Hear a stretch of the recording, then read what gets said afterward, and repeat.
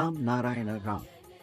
ఈ కార్యక్రమం ద్వారా మేము అనేక సార్లు ఈ ప్రపంచంలో ఉన్న ప్రతిదీ వాంతో యొక్క అనుగ్రహం అని విన్నాము. చివరికి ఇలా ఎందుకు అంటున్నారు? ఈ ప్రశ్నకు మనం ఈ రోజు మహాగురు బాలక్ బ్రహ్మచారి గారి దృష్టికోణం ద్వారా సమాధానం పొందుతాము.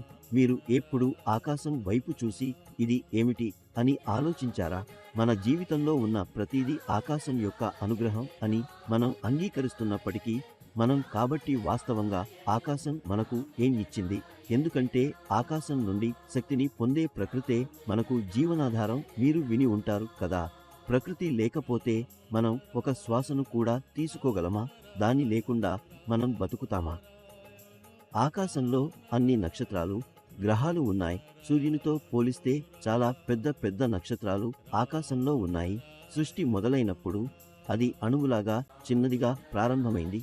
కానీ కాలక్రమంలో సృష్టి పెరిగింది మరియు అది విస్తృతమైనది. వటవృక్షం ఒక చిన్న విత్తనంతో మొదలు పెడుతుంది, కానీ అది పెరుగుతూ ఒక పెద్ద వృక్షంగా మారుతుంది. ఇదే విధంగా ఆకాశంలో ఉన్న అన్ని నక్షత్రాలు మరియు గ్రహాలు ప్రారంభంలో చాలా చిన్నవి. శాస్త్రవేత్తలు కూడా వాటిని తమ పరికరాలతో చూడలేకపోయారు. ప్రకృతికి ఒక నిర్దిష్టమైన నియమం ఉంది. అది ఒక సిస్టమ్, ఒక క్రమం ప్రకారం పనిచేస్తుంది. అదే సిస్టమ్ ఒకదానితో మరొకటి సంబంధం పెట్టుకుంటుంది. అంతరిక్షంలో ఉన్న అన్ని గ్రహాలు ఒక సూత్రం ప్రకారం ఒకచోట నిలబడతాయి. ఎప్పుడూ వాటికి మధ్య ఎలాంటి ఘర్షణలు జరగలేదు, ఎందుకంటే అవి అన్ని నియమాల ప్రకారం పనిచేస్తున్నాయి. ఆకాశంలో ఎప్పుడూ ఎవరి మధ్య భేదం లేదు, ద్వేషం కూడా లేదు. కానీ భూమిపై ఎందుకు మనం ఒకరికొకరం ద్వేషించుకుంటాం? మతం లేదా జాతి పేర్లతో ఎందుకు మనం ఈ విధంగా జీవిస్తున్నాం? ఆకాశం నుండి, అంతరిక్షం నుండి, ప్రకృతిలో నుంచి మనం అన్నింటినీ పొందినట్లయితే అది అత్యున్నతమైనది. అందుకు మించి మరొకటి లేదు. ఆకాశం ఎప్పుడూ తారలు, గ్రహాలు, నేనే సర్వం, నా ముందు ప్రతిదీ చిన్నదిగా ఉందని చెప్తే అది నిజం కాదనుకుందాం. అంతేకాక మనిషి ఆ ఆకాశం యొక్క సృష్టి అయినప్పటికీ ఎందుకు అలా అనిపించుకుంటున్నాడో మనం అర్థం చేసుకోవాలి. ఎప్పుడు మనం ఒకరికి సహాయం చేస్తే మనిషి తక్షణమే ఇతనికి నేను ఎంత సహాయం చేశాను అనే భావంతో తిరిగి అది తీసుకోవాలని కోరుకుంటాడు.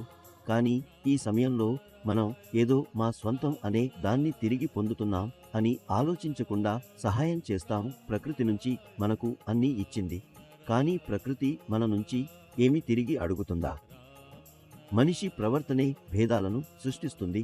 మనం సూర్యుని, ఆకాశాన్ని, గ్రహాలను ఆదర్శంగా తీసుకుని అలా ప్రవర్తించాలని మనం నేర్చుకోవాలి. సూర్యుడు ఒక ఇతర మతానికి, జాతికి నా కాంతిని ఇవ్వను అని చెప్తాడా?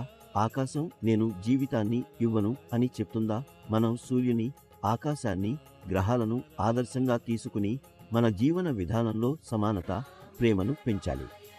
మీరు మీ స్వభావాన్ని మార్చాలనుకుంటే, ఒక క్రమబద్ధమైన జీవితం జీవించాలనుకుంటే మీరు రామ్ నారాయణ రామ్ అనే మంత్రంతో సంబంధం కలిగి ఉండాలి. ఇది మీ జీవితంలో మార్పు తీసుకురాబోతుంది.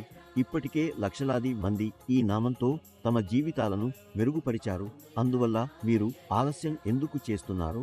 మీరు ఎప్పుడైతే సమయం దొరికితే రామ్ నారాయణ రామ్ జపం చేయండి.